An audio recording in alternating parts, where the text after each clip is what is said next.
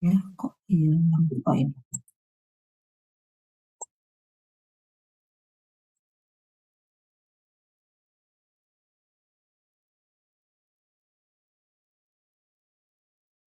Oke, sudah tampak?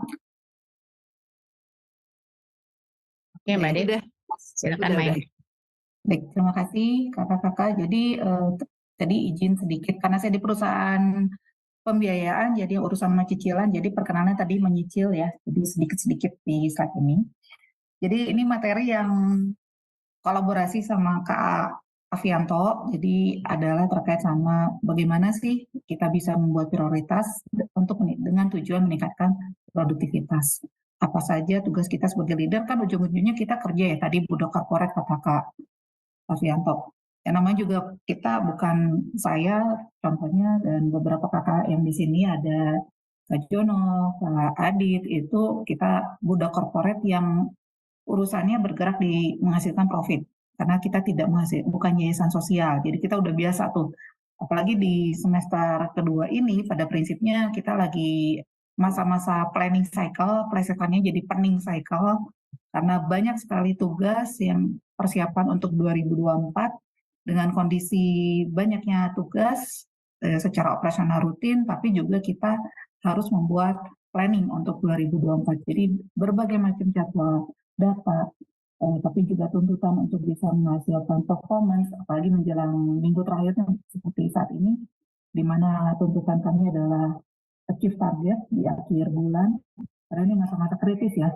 untuk masa performance appraisal. Nah ini kenapa di sini langsung nyambung dengan Kak Fianto, ditodong sama Kak Keti, saya lihat, oh ya ini pas dengan masa saya lagi di kantor lagi seru-serunya. Nah, ini yang mau kita share ya.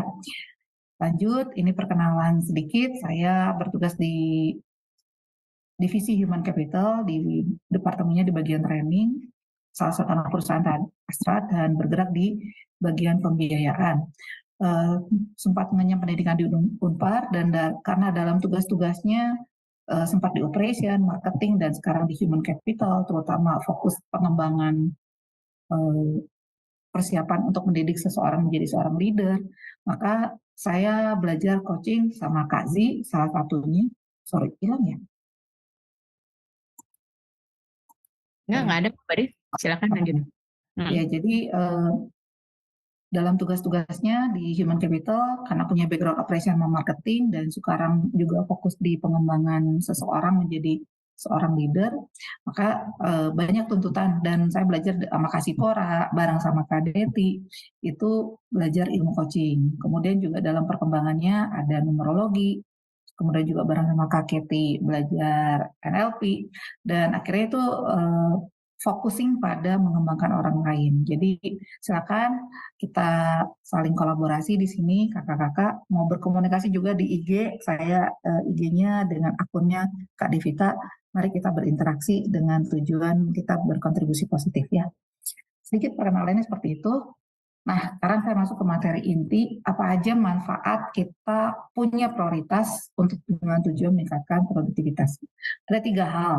Yang pertama sih kurang lebih terkait sama motivasi ya. Saya ngerasain kalau kita bisa nyelesain satu tugas, apalagi itu tugasnya yang sangat urgent dan sangat mendesak, menjadi top priority, itu biasanya percaya diri kita bisa makin tinggi. Dengan bisa menyelesaikan satu tugas, berarti kita menunjukkan bahwa kita bisa menghadapi suatu hambatan atau suatu tantangan. Ya, jadi biasanya itu yang terjadi sedikit demi sedikit kalau kita bisa menyelesaikan suatu tugas, itu apalagi ke highlight sama manajemen, itu bantu kita punya punya potensi untuk naik karirnya. Kemudian produktivitas yang tinggi sekali lagi itu karena kita mampu mendeteksi tugas penting dan mendesak. Nah, kaitannya kita mampu mendeteksi itu pasti background dari pengalaman, punya dari masukan, baik dari atasan maupun tim sendiri, baik juga dari teman kerja, bahkan dari end user sekalian. Ini untuk kita bisa menghasilkan produktivitas yang tinggi. Sekali lagi, karena kita juga budak korporat dalam tanda kutip, pasti mau nggak mau dalam tugas kita kami sehari-hari yang dilihat adalah performance sebagai kunci utama seseorang untuk ke highlight. Kemudian manfaat yang lain adalah kita punya manajemen waktu yang lebih baik lagi. Perlu diketahui bahwa kalau kerja, pakemnya kan biasanya dari jam 8 sampai jam 5 sore ya. Atau kalau biasanya Senin sampai Sabtu, itu Senin sampai Jumat. Kalau Senin sampai Sabtu pun Minggu kita masih bisa istirahat. Nah, kapan kita bisa membagi tugas mana yang penting dan mendesak sebagai prioritas, kemudian juga untuk waktu pribadi, inilah bagaimana tantangannya kita bisa kelola waktu dengan baik. Setiap orang punya waktu 24 jam, tapi tidak setiap orang bisa membagi waktunya dengan imbang. Ini challenge-nya. Nah, sekarang kalau sehari-hari kita berhadapan dengan tugas. Tugas itu banyak sekali. Bagaimana kita bisa mengidentifikasikan tugas yang penting dan mendesak? Pasti satu, pertama pahami dulu urgensinya. Kalau saya ngerjain tugas ini, itu dampaknya apa? Siapa yang punya kepentingan? Siapa yang mendapat manfaat? Siapa yang terdampak? Ini adalah level kepentingan yang menjadi perhatian pertama. Kemudian cek lagi deadline. Biasa ya urusan batas tenggat waktu. Kadang-kadang saya membiasakan diri kalau misalnya batas waktu adalah tanggal 5, saya ambil ke tim itu biasanya saya ngasih tahu tanggal 3 harus sudah selesai. Kenapa? Karena dengan batas waktu yang kita tetapkan di situ, kita punya waktu spare waktu untuk bisa kelola waktu yang kadang-kadang kan suka ada hal tertentu yang seringkali di luar dugaan dan masih kita bisa antisipasi. Dan kalau kita sudah tahu mana identifikasi tugas yang penting dan mendesak, maka kita bisa mengurangi bingung sama khawatir. Seringkali kan kita bingung ya, saking banyaknya mana dulu yang harus dikerjain. Tapi kalau kita tahu, udah bisa mengidentifikasikan, kekhawatiran sama kebingungan itu bukannya tidak ada, bahkan bisa berkurang banyak. Nah, ini manfaatnya kita bisa identifikasi dulu. Oke. Nah, ini yang saya ngajakin biasa ya kalau saya ngajar 7 Habit, biasanya personal victory 3 habit yang pertama, salah satunya adalah mengelola waktu. Ini adalah Eisenhower Matrix. Bagaimana biasanya ada 4 kuadran yang sering kita pakai. Biasanya terkait sama penting tidak penting, mendesak tidak mendesak, urgent atau urgent. Kalau yang kaitannya sama yang disebut penting, itu biasanya kita punya value, kita punya misi, kita punya goals. Itu yang kaitannya makanya disebut important atau penting. Sedangkan mendesak, urgent, itu terkait sama perhatian kita tuh seberapa banyak. Apakah langsung atau bisa ditunda. Kalau saya mulai dari kuadran 1, ini biasa kaitannya sama, ya kalau ada yang serba darurat ya, sama udah batas waktu nih, udah harus tanggal hari ini misalnya tanggal 25, ini harus selesai. Atau nanti bisa diundur sampai akhir bulan tanggal 30 September misalnya, itu yang terkait sama deadline. Terus yang ke bawah, itu terkait sama udah nggak penting tapi mendesak. Biasa interupsi ya, berapa banyak dari waktu kita tuh tiba-tiba lihat sosmed, pengen ngecek email, atau berbagai hal yang terkait sama sosialita ya, berkaitan sama lingkungan sekitar yang kita perlukan. Nah, ini kita cek. Penting sih, tapi apakah mendesak atau tidak? Itu yang perlu diklarifikasi. Kemudian yang keempat, saya geser ke sebelah kanan. Kuadran keempat adalah hal-hal yang udah nggak penting, tidak pula mendesak. Terkait contoh misalnya baca buku, terus ngeliatin TikTok, apalagi TikTok sekarang kalau di jualan barusan saya lihat beritanya udah dilarang sama Pak Jokowi. Jadi kaitan yang tidak punya kontribusi dan tidak produktif itu adalah di kuadran 4. Nah, saya naik ke kuadran 2. Di sini adalah penting tapi tidak mendesak. Bagaimana kita bisa planning? Bagaimana kita jalin network baru dan juga terkait sama self development. Hal-hal yang berkaitan sama kita untuk meningkatkan kompetensi diri. Nah, yang terjadi adalah fokusnya kita di mana? Di dalam waktu 24 jam tadi. Kalau kita fokusnya di kuadran 1 terus-menerus, itu ibarat kita jadi pemadam kebakaran. Tapi kalau kita kuadran 3 yang lebih banyak, ini apa ya? Perhatian kita tuh cuma sebentar, tapi meminta waktu. Tapi kalau kita fokusnya di kuadran 4, nyenengin sih, tapi nggak produktif sama sekali. Nah, apalagi kalau dalam 24 jam kita terbaginya lebih banyak potensi kesana. Nah, kalau manusia yang produktif, Itu adalah yang fokus di kuadran 4, kuadran 2, sorry, di kuadran 2. Bagaimana orang bisa proaktif, bisa membuat planning, bisa menjalin network yang produktif, dan juga belajar untuk diri sendiri, untuk meningkatkan kompetensinya. Nah, ini yang berkaitan. Sejauh mana kita bisa memplanning atau mapping kegiatan kita sehari-hari. Nah, kaitannya adalah kalau kita teman-teman atau kita kakak-kakak semua yang ada di sini sudah bisa mengidentifikasi line mapping, sejauh mana di kuadran berapa kita banyak berkaitan, harapannya kalau kebanyakan di kuadran 1, kalau ada di kuadran 3, hindari. Kalau di kuadran 4, sebaiknya dikurangi. Kalau bisa sekalian dihapusin. Nah, kita fokusnya di mana kalau gitu? Biasanya di kuadran 1, kita tarik bisa ke kuadran 2. Ini adalah kuadran ideal, bagaimana kita bisa fokus di sini. Jadi, kita coba yang sifatnya serba dadakan, serba darurat, itu bisa kita rencanakan.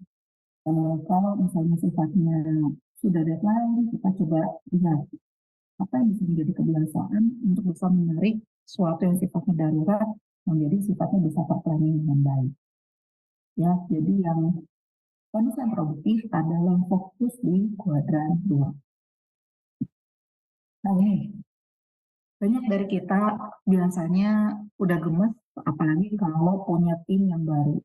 Kalau yang tim baru, tidak semua tugas kita bisa delegasikan ya, apalagi kaitannya sama kualifikasi dari tim yang kita punya. Seringkali karena saking gemesnya, akhirnya dikerjain sendiri, dan kita akhirnya keteteran. Nah, berani mendelegasikan tugas adalah tugas seorang leader.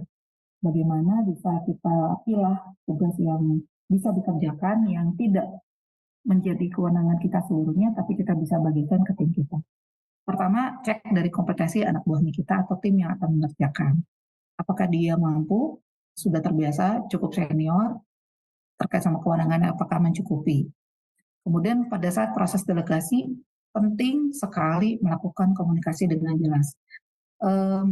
Saya kalau biasanya diskusi sama tim, itu kalau cuman WA aja, kadang-kadang suka jadi bias ya. Ibu ini nanya atau ngasih tugas sih? Ya, ada beberapa poin. Akhirnya mau nggak mau harus lisan atau ketemu tatap muka langsung ya. Jadi komunikasi dengan jelas itu sangat penting dan pasti minta feedback. Jadi kalau cuma pertanyaan yang biasanya pertanyaan tertutup, ya atau tidak, sudah jelas. Mereka kadang dengan berbagai alasan supaya cepat selesai bilang iya cukup jelas, tapi begitu di cross check tidak semuanya poin yang kita minta dikerjakan. Maka penting adanya feedback. Coba kalau yang sudah saya jelaskan, kamu ulangi, detailkan apa yang akan kamu kerjakan dalam 1 kali 24 jam, 3 kali 24 jam, dan seterusnya. Itu akan bisa memetakan apakah dia yang kita kasih itu efektif. Kemudian penting sekali ada building trust sudah terbentuk dari awal. Karena tidak setiap orang dari tim kita itu mau mengerjakan karena tidak trust sama kita. Ibu ini ngasih tugas karena apa ya? Karena saya bersalah, karena saya dianggap tidak mampu, atau apa nih? Biasanya pertanyaan itu yang muncul kalau building trust belum terbentuk dengan baik. Jadi penting sekali dari kita sebagai, apalagi kalau sebagai project leader, manajer yang berkaitan langsung dengan tim, ini penting untuk building trust dari awal. Kemudian bikin jadwal yang efektif. Nah, ini kaitan sama jadwal ya. Karena tadi kan bikin dari yang sifatnya krisis, mendesak, important, itu geser ke sebelah yang tidak mendesak tapi tetap penting. Bagaimana kita menetapkan prioritas? Biasanya mulai dari tugas harian. Memang sih kalau planning cycle seperti sekarang yang dialami sama tim maupun kantor saya ini biasanya udah fokusnya ke tugas-tugas di tahun depan. Tapi kalau kita detailkan, sebetulnya itu bisa dikerjakan dari sekarang. Bagaimana kita membuat planning harian, bagaimana kita melisting tugas kita. Kemudian deteksi secara harian. Ini efektif atau tidak? Ini ada typo ya, sorry. Deteksi harian, apakah tugas ini efektif dilakukan hari ini atau bisa diundur di waktu yang bisa ditentukan kemudian. Jadi deteksi efektif atau tidaknya. Kemudian cek lagi. Kadang ya kalau tugas penting mau mendesak, lagi seneng-senengnya biasanya dari kita tuh full. Jadinya malah lembur, kurang istirahat. Akhirnya kita lupa tugas rutinnya yang tiap hari harus ada, harus dikerjakin. Akhirnya keteteran dan baru ditumpuk di akhir minggu atau di akhir bulan. Efeknya istirahatnya jadi tidak cukup. Nah berarti ada 3 hal yang perlu kita cross check, yang kita perlu seimbangkan. Kapan kita ngerjain tugas penting dan mendesak tadi yang sifatnya krisis, ada yang sifatnya planning ataupun rutin, kemudian juga pastikan kita mendapat istirahat yang cukup. Disebut cukup biasanya relatif ya dengan masing-masing orang. Ada yang cukup tidur 3 jam, ada yang cukup 6 jam, tapi paling enggak pastiin teman-teman itu balance dengan kebutuhan kita masing-masing. Baik, kita lanjut. Ini nggak apa-apa kita terus dulu ya Kak Keti ya. Tapi paling kalau ada jeda, kita akan lakukan pertanyaan atau tanya jawab atau sharing. Nah, sekarang kalau untuk bisa fokus, pasti ada beberapa hambatan atau challenge-nya. Yang tadi, kalau biasa ada di kuadran 3, minimalkan gangguan. Seringkali tiba-tiba diundang, makan yuk di luar, meeting yuk di luar. Ya kalau memang itu efektif dan sudah punya agenda yang cukup jelas yang minta, ya tidak apa meeting di luar. Tapi kalau cuman sekedar ketemu aja gue kangen. Nah kalau ternyata ada tugas lain yang sifatnya mendesak, berarti kita coba geser untuk bisa prioritas hal yang sifatnya urgent tadi. Jadi contoh periksa email itu di waktu khusus. Oke, nanti saya periksa email jam 3 sampai jam 4 aja. Itu contoh. Dan batasi kalau panggilannya bukan sifatnya urgent atau darurat, dan saat itu kita lagi fokus menyiapkan materi, menyiapkan tugas yang sifatnya harus dikerjakan pada saat itu, jadi kita coba berani kendalikan diri untuk meminimalkan gangguan. Kemudian meningkatkan konsentrasi. Kadang ya kalau memang dibutuhkan, seringkali saya tutup kuping atau masuk ke ruangan tersendiri untuk bisa menjalankan tugas-tugas yang memang harus saya menjadi bagian kewenangan saya dan tugas tanggung jawab saya. Meningkatkan konsentrasi, kalau ada beberapa orang yang fokus dengan mendengarkan musik, tapi ada juga kalau buat saya pribadi, saya malah nggak konsentrasi kalau dengerin musik. Jadi mendingan hening. Itu contoh bagaimana kita beradaptasi dengan fokus dengan baik. Kemudian berani menetapkan kapan kita harus istirahat, kapan kita waktu kerja. Jangan kebalik teman-teman, kakak-kakak, pas lagi pas dari jam 10 sampai jam 3 pagi. Padahal pada jam-jam tertentu seperti itu adalah jam tubuh untuk detox. Ini di sini ada Kahani ya, Kahani udah biasa nih pola-pola jam tubuh untuk bisa istirahat itu memang diperlukan untuk detox. Bagaimana pada saat tubuh detox itu diperlukan untuk melakukan racun atau zat yang tidak berguna di pagi harinya. Jadi istirahat yang cukup adalah faktor penting bagaimana kita bisa jaga kita tetap produktif. Nah ini adalah kiat-kiatnya bagaimana kita bisa tadi terkait sama tugas harian, kita bikin listing, mana yang biasa ada beberapa poin, tugas yang paling menyita waktu, paling susah, itu biasanya di pagi. Itu ada contoh yang tips yang bisa dilakukan. Kalau saya biasanya kerjain tugas yang paling susah dulu dari jam 8 sampai jam 10. Habis itu jeda sebentar, baru dilakukan tugas yang biasa-biasa aja. Lanjut ya, kemudian perencanaan masa depan. Gimana pun kita tetap harus dikasih kayak jatah untuk bisa memikirkan perencanaan masa depan. Nggak bisa cuman ya udah gini-gini aja atau hari ini saya lakukan ya besok lain kali kita nggak bisa mikir seperti ditunda. Jadi masa depan memang harus dipersiapkan sejak hari ini. Yang tadi kaitan sama istirahat, pastiin teman-teman juga bisa ngatur sendiri dan yang tadi terkait sama building trust. Tim yang solid itu akan mendukung pada saat kita memerlukan yang sifatnya urgent, yang sifatnya perlu dibantu delegasi. Ini adalah tim yang solid yang bantu kita bisa tetap produktif. Tekniknya sekali lagi sedikit ngulang, kompetensi teman-teman kalau sebagai leader sudah tahu, paham sejauh mana tim bisa melakukan sesuatu pada saat mana tim sedang butuh support dari kita. Tadi prioritas matriks, sekali lagi pakai Eisenhower ya, mapping tugas-tugas. Dan nanti terkait sama listing tugas, ini dibantu sama Kak Afi di sesinya dia. Nanti terkait sama dibantu sama bantuan teknologi. Nah ya, ini kurang lebih kalau saya biasa tentukan deadline mau pakai Vivo atau Livo, first in first out atau last in first out. Kemudian tadi urgensi masalah, gimana pun sebagai leader, project leader, putusin mau diapain, mau ditunda atau dikerjain sekarang. Kemudian yang ketiga, ini penting atau enggak? Ini mau didelegasikan atau tidak, putuskan juga. Nah sekarang kalau bantuan teknologi apa prinsipnya teman-teman? Otomatisasi tugas. Mau nggak mau, pengetahuan kita itu sekarang sudah banyak akan mulai dibantu sama teknologi.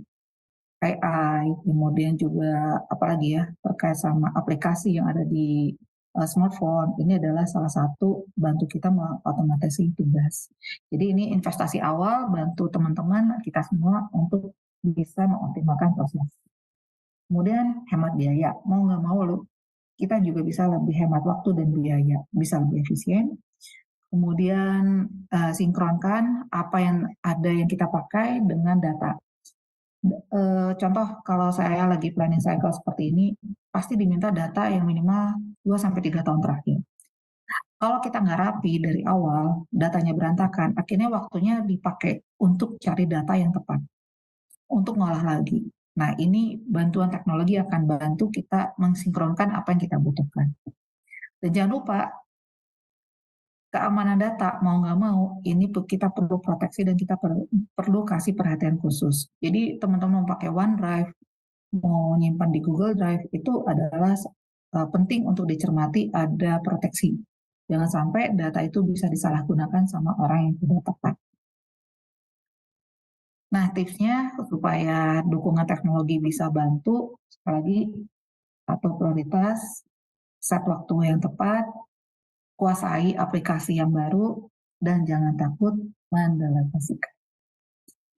Nah, ini contoh-contoh kasus aja ya teman-teman. Jadi kalau kita udah kebanyakan tugas, udah blenger, gimana caranya? Ini contohnya adalah si Sarah, dia sudah mulai bingung, mulai stres, semuanya kayaknya numpuk di dia, nggak berani mendelegasikan, karena dia tidak tahu timnya siapa yang bisa melakukan tugasnya. Dia butuh saran, nah contoh kasus seperti ini, apa yang bisa dilakukan sama Sarah? Sekali lagi, dokumen, karena saking banyaknya, bikin struktur, bikin lebih terorganisir. Gunakan bantuan software untuk bisa dokumentasi, karena biasanya kelemahan saya ya terutama, dan juga dari teman-teman yang ada, kalau saya amati adalah dokumentasi. Seringkali orang tuh ngawur atau asal waktu kita menggunakan data, asal simpan. Akhirnya pada waktu kita cari, berantakan. Lupa kasih namanya apa, akhirnya minta diulang kirim lagi. Itu kan bikin repot ya. Yang ketiga, bikin jadwal, nanti juga akan dibantu gimana kita bisa prioritas mana yang dilakukan ketemu tatap muka langsung, mana yang cukup kirim email, mana yang harus dikerjakan pada saat ini, mana yang bisa besok. Nah, jangan lupa, ini yang berikutnya, sorry, lupa dikasih nomor, gunakan alarm. Set reminder supaya orang-orang nggak cuma di PHP, janji mau ketemu, janji mau kirim data, akhirnya cuma janji-janji dan akhirnya orang kecewa, building trust tidak terbentuk. Nah itu kurang lebih gambarannya bagaimana dalam tugas kita sehari-hari seringkali kita berurusan dengan hal-hal seperti ini remeh sih, tapi kadang-kadang kalau tidak diurusin, kalau tidak kita manfaatkan teknologi, akhirnya produktivitas bisa terganggu. Harapannya dengan menguasai teknologi digital, kita tetap bisa menjaga produktivitas, bahkan bisa meningkat. Baik, kurang lebih seperti itu. Kalau ada yang mau komen, ada yang mau sharing, silakan. Saya kembalikan ke Kak Keti dulu. Thank you ya Kak Devita, cukup padat, singkat, dan komplit kalau menurut aku. Jadi teman-teman ini memang sengaja saya membiarkan Kak Devita menyelesaikan satu decknya dia, karena memang Kak Devita ingin men-sharekan sebenarnya berdasarkan pengalamannya beliau sendiri sebagai seorang leader dan juga yang terbiasa untuk mendevelop para leader. Jadi betapa yang namanya gimana cara kita bisa menempatkan diri posisi kita saat menyelesaikan tugas, apakah itu sesuatu yang memang penting, apakah itu yang memang urgent, atau sebenarnya posisi kita di mana, apakah kita hobi untuk mengcater semua needs-nya manajemen dan juga anak buah sehingga semuanya tertumpuk. Nah, di saat itulah yang namanya prioritas bisa dimainkan. Dan yang terakhir ini, seperti contohnya yang tadi Sarah ini, saya ngelihatnya ini betul teman-teman. Jadi gimana sih caranya kita terbiasa kerja dengan banyak dokumen gitu kan ya, Mbak Devita ya. Mungkin kita simpan ada di file Excel lah, ada di PowerPoint lah, ada di Word. Gimana caranya itu semua bisa kita synchronize dan kita organisir gitu. Kemudian juga, nah ini karena zaman udah canggih teman-teman, saya juga banyak belajar dalam hal ini gitu ya. Saya juga mengambil kursus oleh Afi sebenarnya karena saya termasuk orang yang kalau menurut Afi banyak menyimpan sampah saat dokumentasi semua, saya capture semua, saya ini akhirnya saat saya mau cari saya bingung sendiri gitu ya. Saking lengkapnya gitu mungkin, jadi saya sendiri bingung gitu. Dan yang pasti itu tadi, saya senang semuanya serba scheduling. Jadi thank you nih Mbak Devita bisa share ini semua. Dan kalau dari teman-teman sendiri, boleh share nggak saat ini permasalahan yang sering dihadapi di mana sih? Atau bisa open mic bisa, tulis di chat box bisa. Aku stop share dulu ya. Thank you Mbak Dev. Oke. Ini Kak Sujono, Kak Adit nih yang lagi pening cycle, ayo cerita. Kalau kayak saya tadi kan saya banyak nyimpan semua, mau saya catat semua, saya save semua, saya linkkan. Giliran saya perlu, saya bingung sendiri. Ini ada di file yang mana ya, kemana saya simpan ini ya. Gitu, terlalu banyak junky folder kalau saya tuh. Gitu. Yang lain mungkin ada yang ingin komen di chat box juga boleh. Kak Deti kasih. Wah, nyatat manual. Ya, tos kita kasih. Memang di generasi-generasi tertentu tuh nyatat manual tuh lebih afdol ya. Karena dengan mencatat biasanya jadi ingat. Tapi karena cuma ngandelin ingatan, akhirnya yang tertumpuk. Gue nyatat apa ya kemarin? Iya. Nah kan, ya satu. Pede kalau nggak catat di agenda. Iya betul. Yang lain mungkin, betul ketahuan umurnya. Mungkin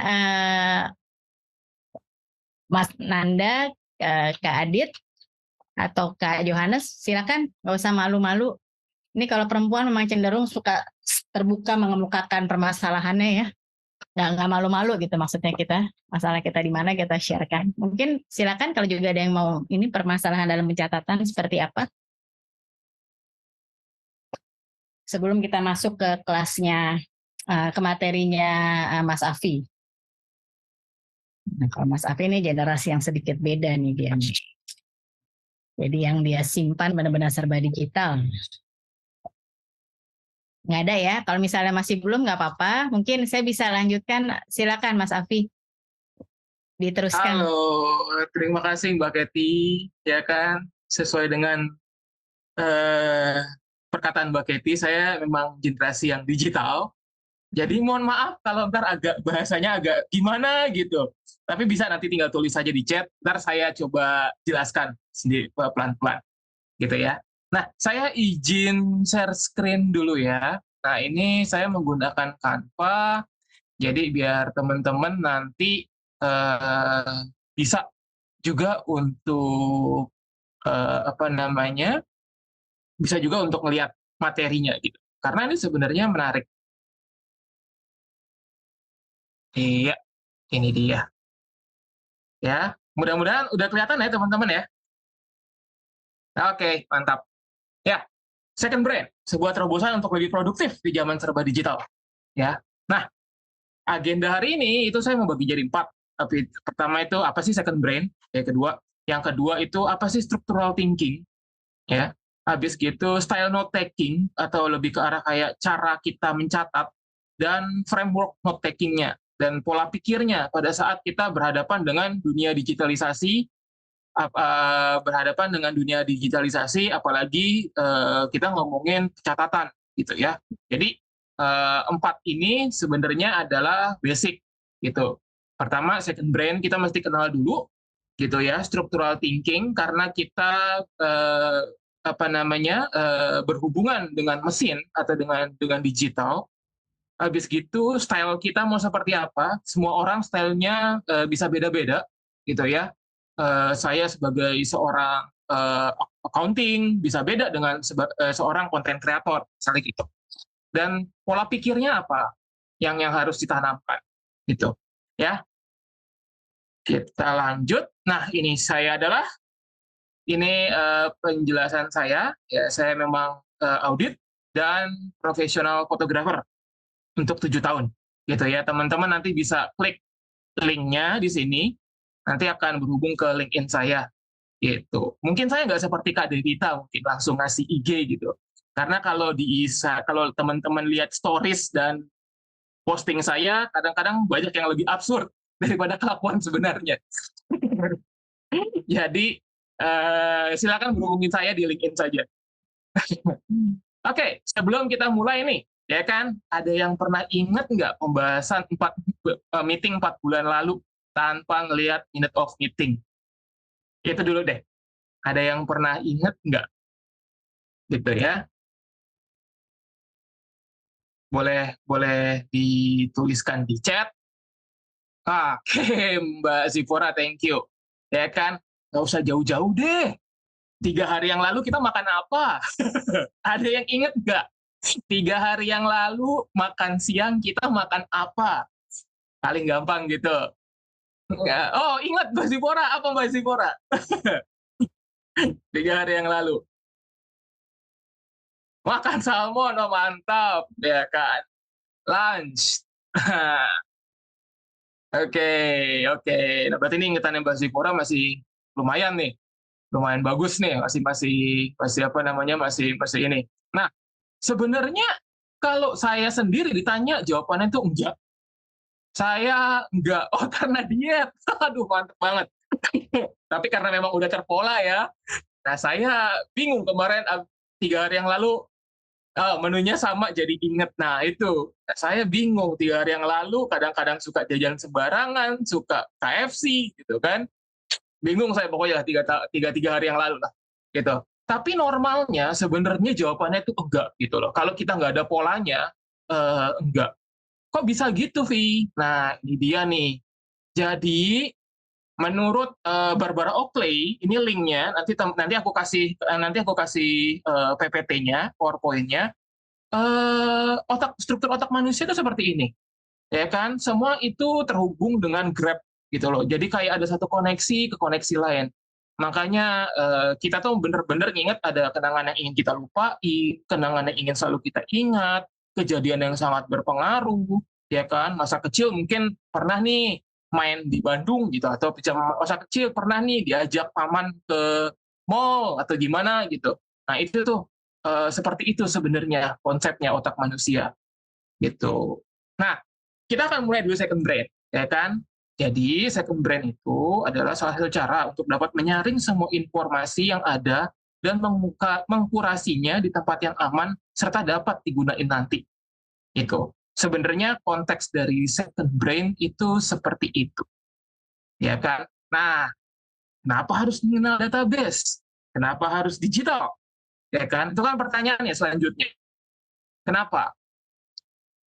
Atau informasi itu bukan sesuatu yang mewah, melainkan suatu kebutuhan dasar. Itu kata Tiago Forte, si penulis atas si second brain. Kalau seandainya kita lihat di sebelah kanan, ya kan, dulu tuh ya cuman seencerit.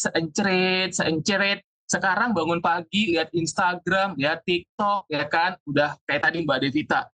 Nih TikTok bakal di-ban nih untuk TikTok Shop-nya. Nah, itu kan berarti dengan kata lain informasinya udah begitu cepat, udah begitu masif gitu. Nah, seperti gambar di samping kanan ya, kalau dulu kita cuma pakai ya by koran, by gosip gitu ya. Sekarang kita nggak perlu jauh-jauh untuk beli koran. Buka sosial media juga udah ada detik.com, ya kan?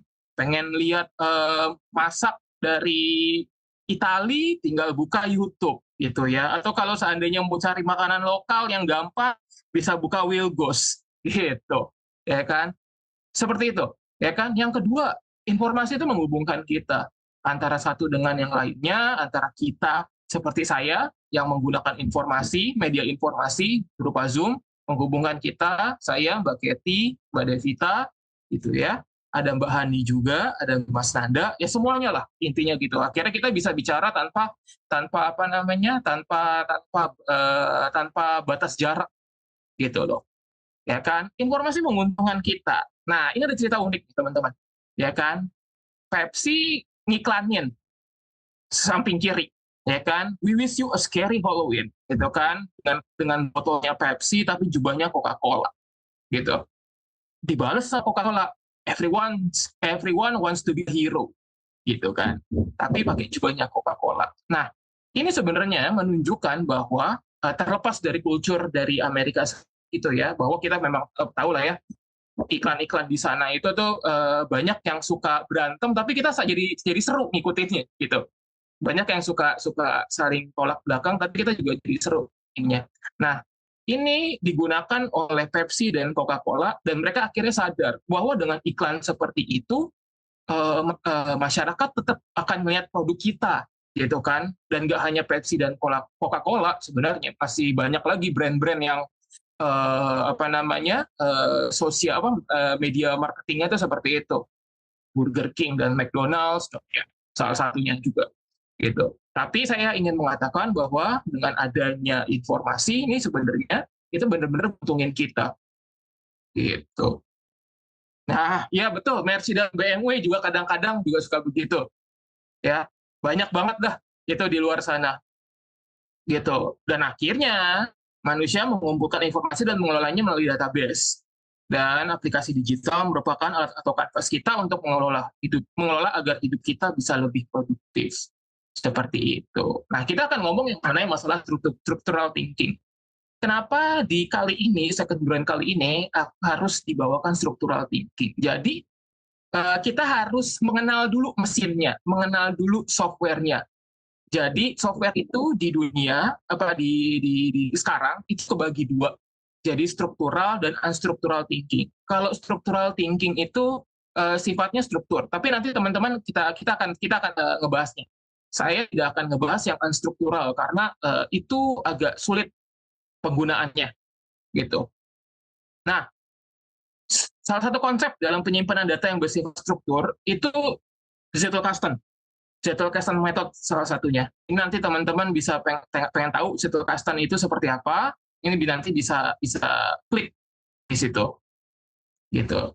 Jadi intinya secara gampangnya Zettelkasten itu kayak semacam informasi-informasi itu sudah kita kabinetin gitu loh. Nanti udah ada headernya dan sudah ada footernya gitu. Cuman saya tidak akan menjelaskan lebih banyak, tapi kalau teman-teman nanti ingin melihat atau ingin mempelajarinya, atau mungkin ini sesuatu yang unik, atau teman-teman mau praktekkan gitu ya, ini nanti saya akan kasih linknya, teman-teman bisa ngeklik di sini.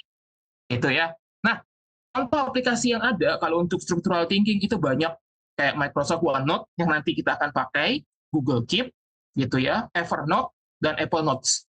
Jadi itu masih kategorinya untuk software-software yang masuk ke dalam structural thinking, gitu loh ya. Nah, ini pro dan konnya, gitu kan. Pertama, mudah dipahamin aplikasinya. Yang kedua, siapa yang nggak suka? Gratis, ya kan. 3, aplikasi memungkinkan sync antar device, gitu. Jadi dari kita buka dari laptop, isinya akan sama ketika kita buka dari handphone, gitunya. Negatifnya adalah sulitnya terkoneksi antar catatan. Nah, ini nih yang agak sedikit merepotkan ketika kita pekerjaannya itu udah benar-benar kompleks banget. Jadi fungsi backlink-nya terbatas. Backlink itu semacam kayak penghubung dari satu materi ke materi lain. Yang kedua, nggak bisa sembarangan masukin informasi, gitu ya. Jadi mesti tertata rapi tuh teman-teman. Nggak boleh kalau bahasa dulu tuh namanya itu jorok, jorok sekali. Jadi mesti rapi tuh, gitu. Nah, yang ketiga, ini harus ada effort untuk sering merapikan catatan. Yang keempat, kurang fleksibel, gitu. Nah, note taking style. Kita masuk ke note taking style. Jadi ini adalah bagaimana style kita untuk mencatat sebenarnya. Gitu. Ya. Pertama, yang paling gampang lah to-do list. Jadi kita kayak orang siswa gitu ya. apa yang diberikan tugas itu mesti kita catat to-do list. Yang kedua, librarian. Jadi hobinya tuh ngumpulin link gitu. Jadi hobinya tuh ngumpulin materi, ngumpulin link, ngumpulin konten supaya sama mereka bisa diolah lagi, bisa dikembangin lagi. Yang ketiga adalah arsitek, mempunyai proses sendiri. Jadi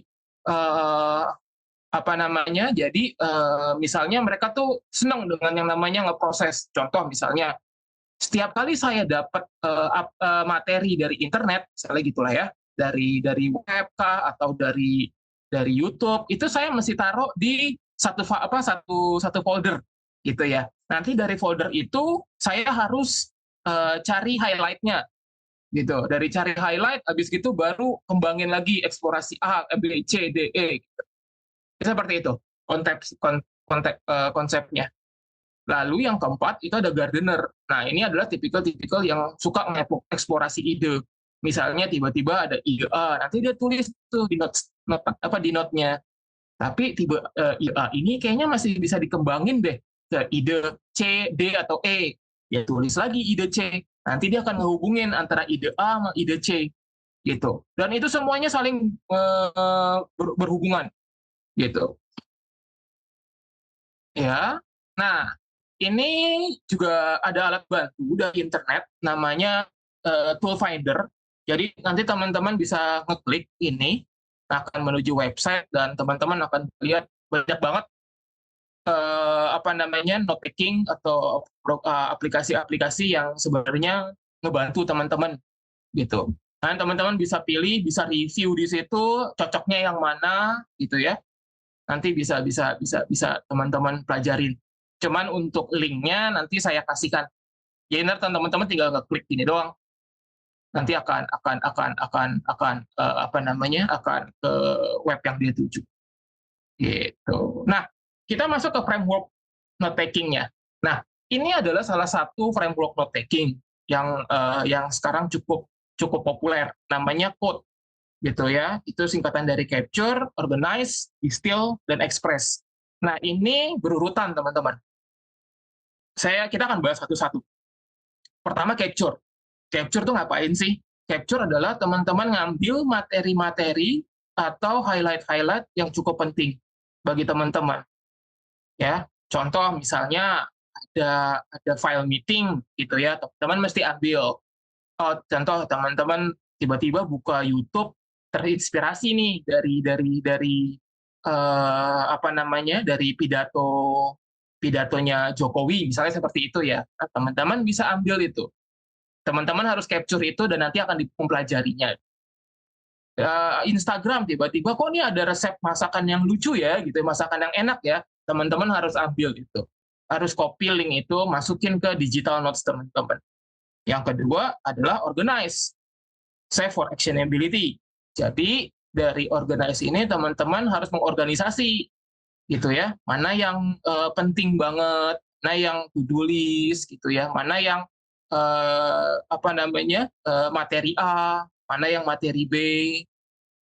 Lalu habis gitu ada yang namanya distill. Jadi teman-teman harus cari intinya dari materi-materi yang teman-teman udah ambil gitu.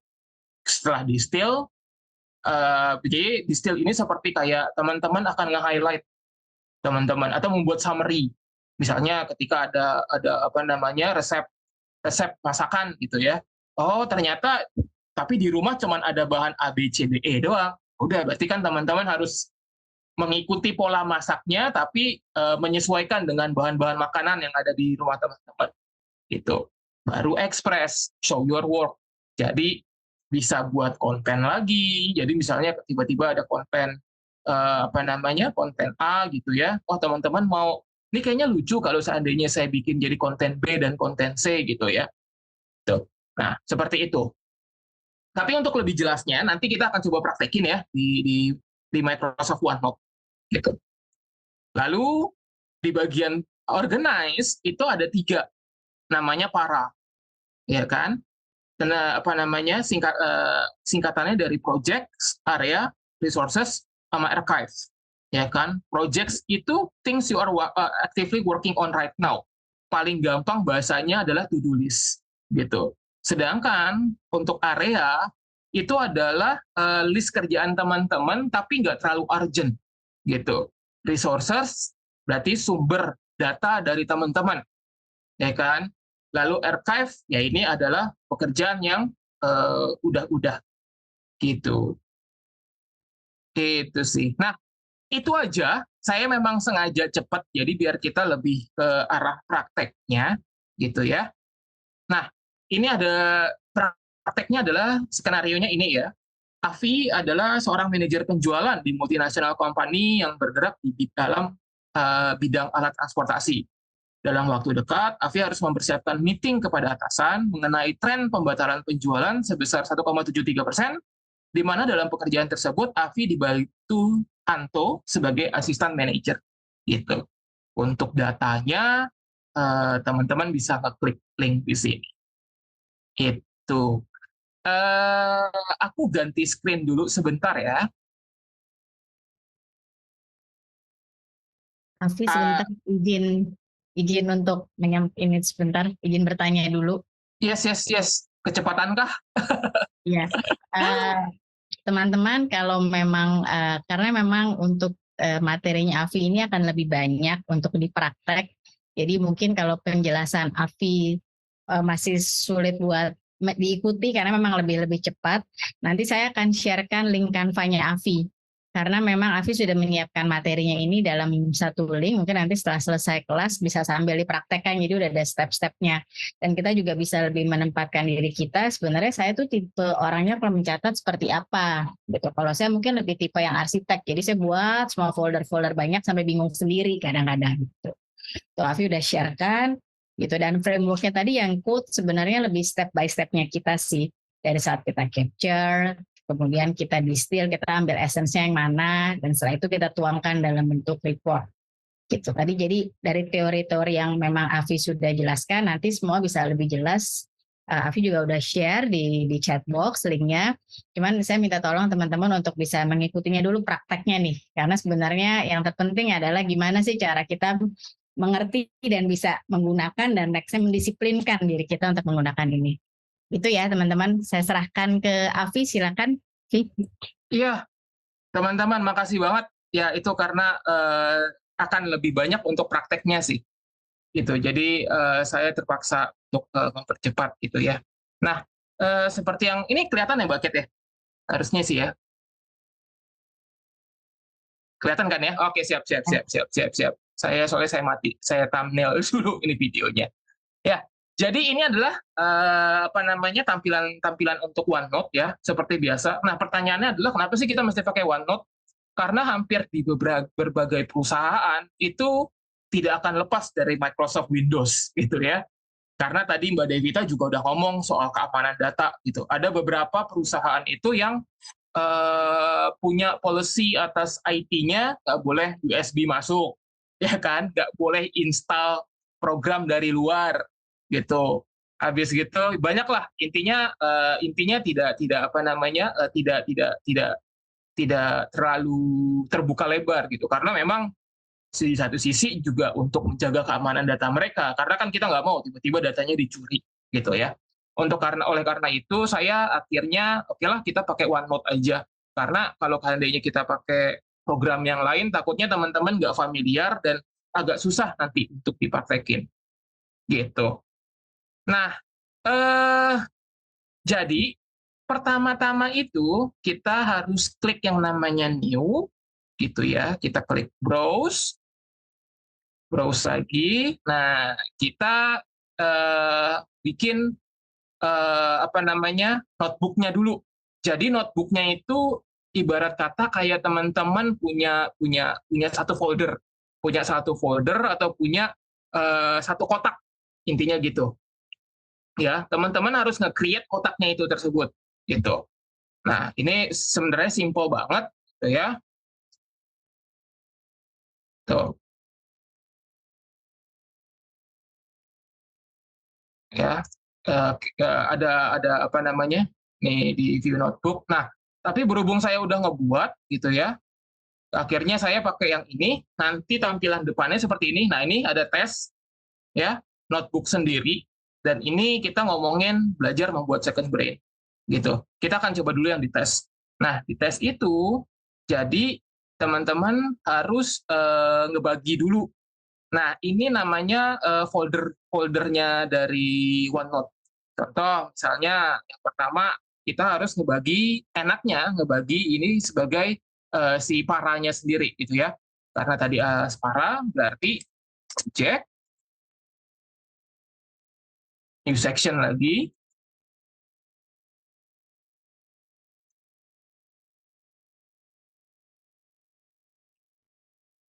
area, either teman-teman klik di sini atau klik di sini sama aja hasilnya, gitu.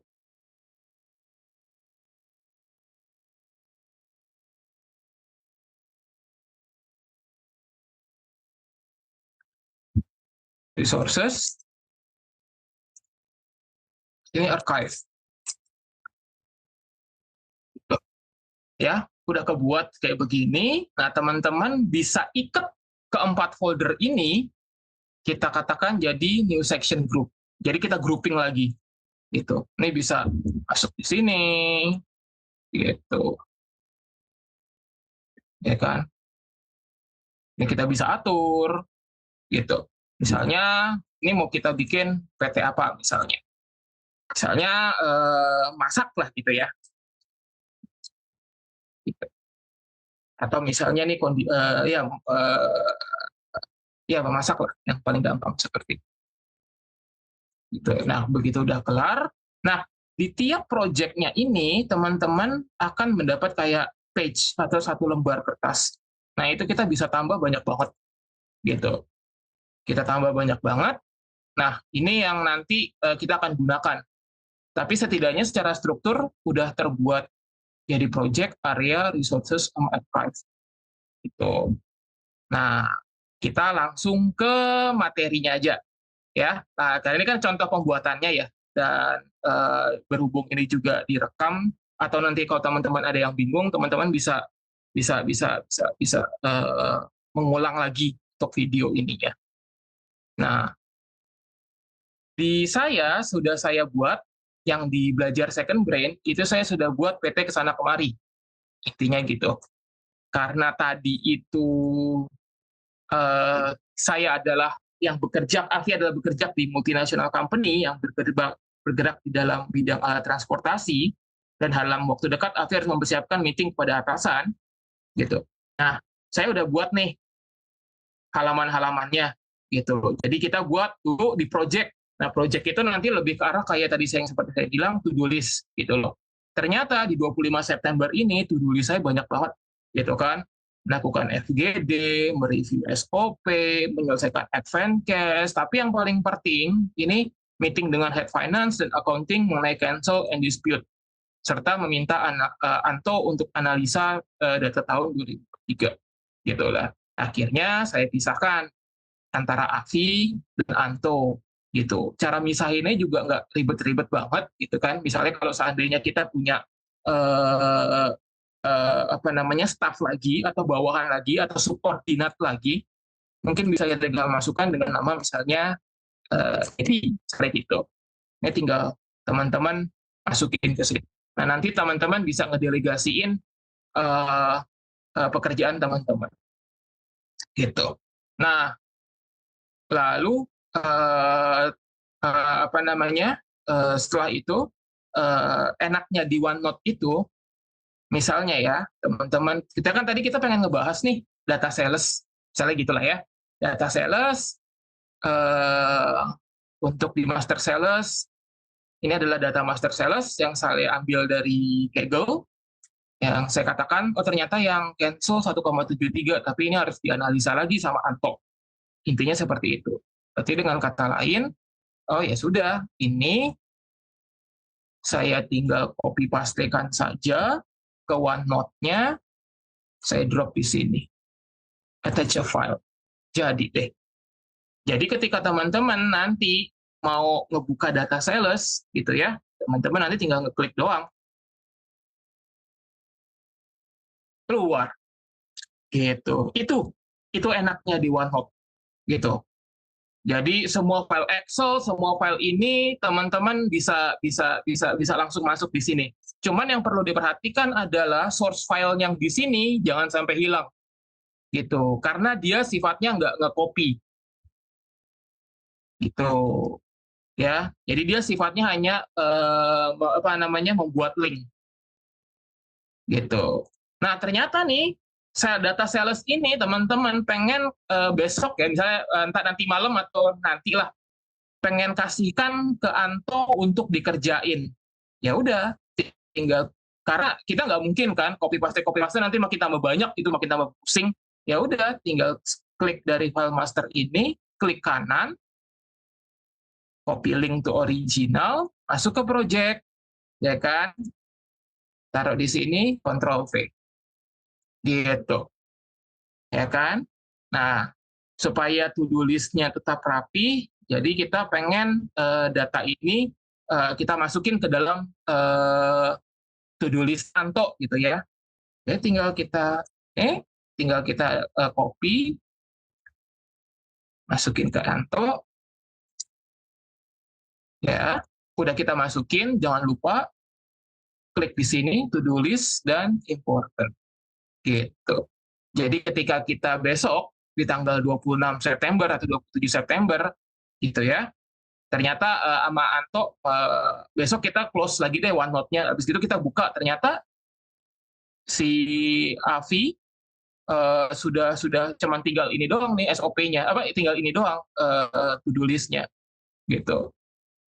Ya, tapi kita masih punya, tinggal kita cek aja teman-teman. Oh ternyata di Avi untuk ini masih ada listnya juga. Oh tapi ternyata di Anto ada yang tanda bintang nih, ya kan, untuk analisa data tahun 2023. Nah kita follow up lah ke si Anto, gitu. Nah ternyata sudah kelar sama Anto, sudah di Anto analisa. Berarti dari sini nanti tinggal teman-teman masukin itu ke archive, gitu. Jadi di archive untuk MOM atau untuk pekerjaan yang udah ini teman-teman ternyata sudah dikerjakan sama Anto dan ini data filenya. Begitu sih teman-teman kurang lebihnya gitu. Mudah-mudahan paham dan tidak kecepatan. Tapi kalau seandainya ada proses yang kurang, teman-teman bisa coba langsung tanya aja gitu. Saya feel free untuk ditanya. Itu sih.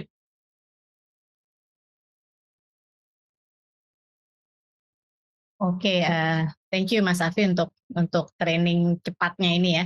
Jadi memang sebenarnya si PARA itu yang tadi sempat dijelaskan di awal itu singkatan si Project Area Resources Archive ini dimasukkan di sini gitu ya Mas ya. Kita create folder masing-masing ya. Betul. Karena itu menggambarkan dari bagian note-nya teman-teman gitu. Mana yang misalnya kayak teman-teman nih Mbak Kety nih misalnya gitu kan. Oh tiba-tiba banyak nih ngambil materi-materi untuk yang screenshot gitu. Ya taruhnya di resources gitu. Contoh nih tiba-tiba ada yang penting lah. Ternyata ini penting. Ya udah tinggal copy, paste gitu. Semudah itu di OneNote. Oke. Cuman judul folder ininya yang ada Project Area Resources Archive ini kita bisa ganti apa harus sudah paten seperti ini sih, Mas? Lebih baik paten seperti ini karena itu yang mengguide teman-teman ininya apa, pembahasannya apa. Oke. Nanti di dalam proyeknya ini baru kita yang define masing-masing ya sesuai. Betul. Jadi kayak sini contoh resources. Oh ternyata ada nih dari temuan audit, misalnya gitulah ya. Mohon maaf ya, kepikirannya itu. Misalnya ada SOP gitu kan. Kayak ini ada file PDF, anggaplah ini ternyata SOP gitu ya. Kita bisa masukin di sini juga. Ya caranya tinggal buka, udah langsung anggaplah ini PSOP ya, anggaplah ini PSOP ya, walaupun ini sebenarnya jurnal kesehatan, tapi seperti itu konteksnya gitu. Atau ada jurnal apa? Akhirnya kita mesti ngedefine lagi di sini. Itu sih. Ya, ya. Jadi secara prinsip sebenarnya file-file yang berserakan itu ada yang kita masukkan di link file ini ya, bisa kita copy paste, bisa kita screen capture gitu. Termasuk kalau kayak video Betul. YouTube gitu juga bisa ya. Misalnya saya suka video YouTube saya lebih nyaranin untuk copy linknya sih. Iya, jadi copy linknya kita masukin ya. Yes. Misalnya tiba-tiba video YouTube ngomongin mengenai masalah, contoh misalnya gitu ya, mental health gitu misalnya gitu kan, mental health terhadap remaja terhadap di tahun 2023. Kita tinggal masukin sini, nanti kita juga bisa bikin highlight-nya di sini. Gitu. Kita tinggal ketik aja di sini highlight-nya apa. Gitu. Kayak gitu sih. Oke. Teman-teman bagaimana yang sudah sempat ada yang bisa mengikuti atau sambil ngebuka chat box-nya yang tadi file Afi udah kirimkan, mungkin bisa membantu. Oh, free application nggak, Vi? Ini untuk yang OneNote free. Itu jadi bisa dicoba mungkin. Teman-teman bisa langsung ke webnya, tinggal download aja dari dia undernya Microsoft sih, harusnya aman lah. Pasti kan teman-teman banyak kalau udah corporate, kalau sana udah ada perusahaan gitu, pasti tinggal download aja. Itu bahkan di ininya juga bisa ngegambar gitu kan. Kita bisa nge-sketch kalau seandainya teman-teman ada di tablet gitu, seperti itu. Ya. Ini mungkin bisa membantu nih kalau untuk Mas Nanda kebetulan kan role-nya masih aktif di dunia korporasi ya. Role-nya lebih di service quality atau service development. Jadi mungkin kalau kayak ada performance cabang-cabang untuk nge-reviewnya bisa lebih gampang mungkin dikumpulin di satu folder. Gitu. Termasuk kalau yang harus diimprove cabang mana, yang masih kurang apa, yang kurang masih dilakukan apa, bisa menggunakan ini nih. Jadi dari proyeknya tinggal di rename, diisi area mana aja yang ingin dibereskan, gitu kan, misalnya tangible, intangible, resources-nya seperti apa, kemudian archive itu berarti sources dokumennya ya. Yang sudah misalnya tiba-tiba ada meeting, berarti kan ada MOM gitu ya, ada minute of meeting gitu, bisa taruh di situ gitu.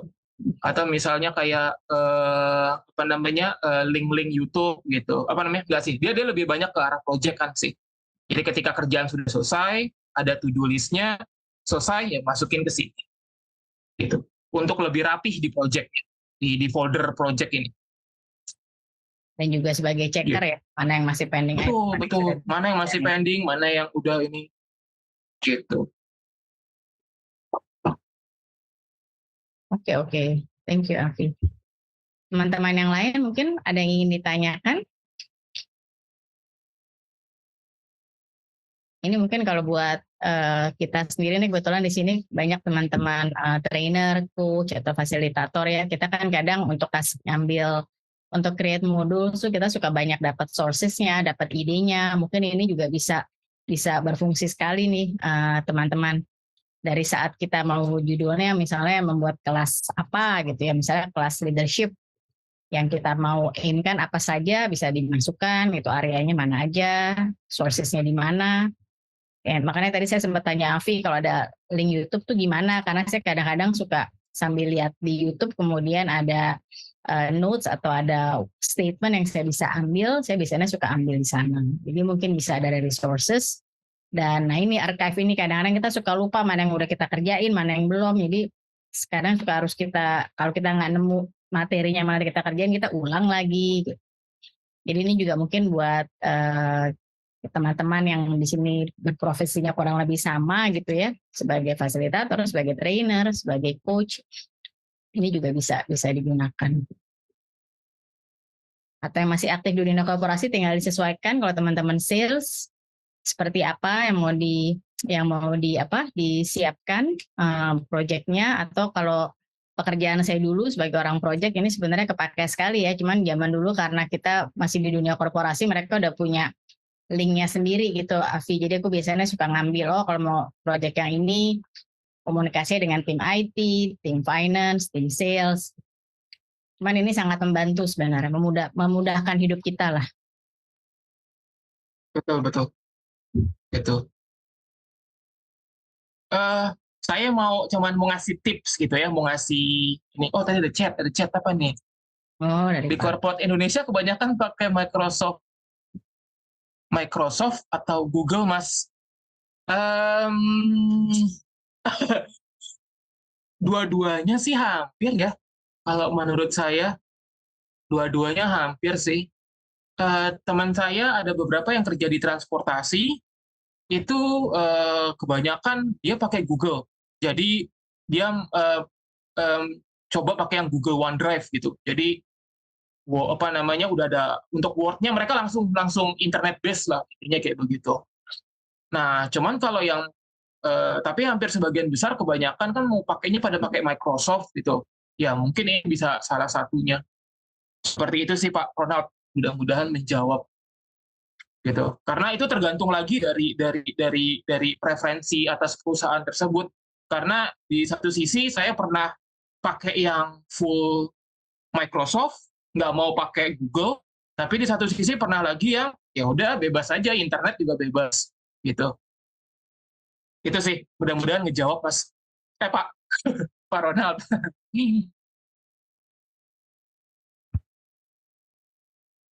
Ya, sama-sama. Pak Ronald, silakan. Yes. Ini sambil teman-teman yang bertanya, maaf nih Afi, aku masukkan untuk link ini ya, untuk link Google Form untuk kualitas layanan. Kalau masih ada yang bingung apa yang ditanyakan, mungkin bisa dibantu juga untuk pengisian ini. Ya, silakan Afi. Ingin menyampaikan apa tadi? Ya, tadi mungkin dari teman-teman ada yang curhat colongan. Saya kebanyakan pakai kertas, Alfi. Sebenarnya banyak.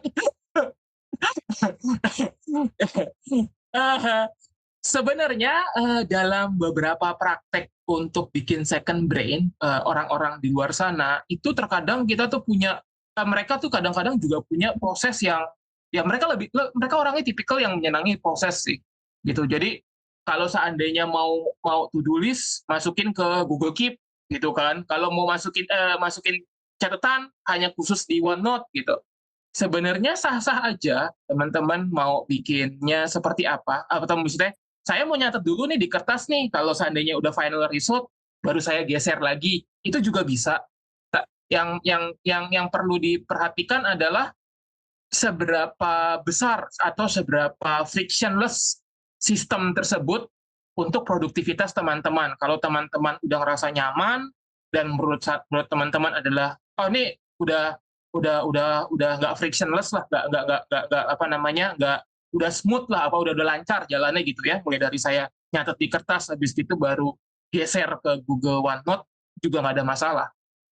Gitu. Itu aja sih. Karena saya ngelihat dari luarnya itu memang banyak banget yang pakai kertas, tapi ujung-ujungnya ya mereka akhirnya jadi kayak pindahin gitu. Dan mereka sebenarnya juga punya sistemnya sendiri. Jadi kenapa tadi saya ngasih tahu ya udah note style taking teman-teman tuh mau kayak gimana gitu. Itu tuh bener-bener preferensi dari teman-teman gitu. Itu sih, mudah-mudahan menjawab dan ngebantu. Thank you Afi. Mbak Devita mungkin apakah penjelasannya Afi nih, training cepatnya Afi bisa sesuai nggak nih sebagai untuk mendukung role-nya leader yang semakin efektif? Biar dikasih PR Mbak Dev, nggak buka-buka Instagram dulu ya, kalau lagi nyari ide langsung di mappingin, masukin di folder-folder khusus gitu. Jadi ada salah satu alat bantu ya. Jadi kalau di kami di kantor tuh biasanya kita pakai karena kita based on Microsoft, jadi kita pakai Microsoft Teams. Jadi itu kita share kerjaan, share file juga dari situ. Jadi kita bisa saling tektokan, jadi bisa saling update, bisa saling cross check juga. agenda atau jadwal juga udah di situ ya bookingan. Ini kok belum ada masuk jadwal meetingnya. Kita bisa saling cross check. Jadi bantuan aplikasi teknologi ini bisa bantu kita buat lebih produktif ya. Jadi kalau tadi pakai OneNote belum familiar gitu. Kami biasa pakai Microsoft Teams, pakai OneDrive. Nah, itu beda aplikasi aja kan ya. Tapi secara prinsip kan sama ya. Secara pemanfaatan itu tetap kita menjadikan, kita tahu bahwa kita sudah terjadwal, kita punya planning, dan kita bisa mapping dengan lebih efektif. Gitu sih. Ini dari satu sisi jadi, oh ini ada bisa kayak gini, nah ini perlu dicoba nih. Tetap. Nanti bisa kursus Japrik sama Kak Avianto. Monggo, silakan ke linkin saya. Jangan ke Instagram saya. Mang Afi saking canggihnya bikin deck juga melalui Canva. Saya sempat tanya kenapa pakai Canva, ternyata lebih memudahkan dia untuk melink-linkkan sources-nya. Jadi tadi kalau teman-teman udah sempat buka file Canva yang Mas Afi sharekan gitu ya linknya, setiap statement yang diambil atau quote yang diambil untuk lebih mengena oleh Mas Afi dibuatkan link YouTube-nya gitu. Saya awalnya sempat kenapa pakai Canva sih, Vi? Oh ternyata ini juga ya, jadi enak gitu kita sebagai pembawa juga bisa lebih mengingat kenapa sih kita ambil sources ini, purpose-nya apa, background-nya apa. Mungkin seperti itu. Yes, Mbak. Thank you. Dan ini teman-teman yang masih hadir di sini, para sahabat Lerem, untuk bisa tetap menyemangati para fasilitator, saya sharekan lagi klik di link di bawah ini. Jadi ajak dan traktir kita kopi ya supaya lebih semangat. Gitu. Jadi silakan diklik linknya. Buat mereka yang nggak suka kopi, mungkin bolehlah traktir kita teh, traktir Mas Afi dan Mbak Dev. Nanti tehnya dipakai peppermint juga enak ya Mbak Dev ya. Lagi peppermint. Lagi kebanyakan ngomong dengan Jakarta tingkat polusi seperti ini ngebantu banget. Oke teman-teman, ya thank you juga Mbak Hani. Mudah-mudahan bermanfaat ya. Karena generasi kita kayaknya harus mulai mengganti nih Mbak Hani, pencatatan dari kertas ke versi digital supaya memudahkan hidup. Hidup jadi lebih mudah. Hidup yang sudah mudah jadi lebih mudah gitu ya.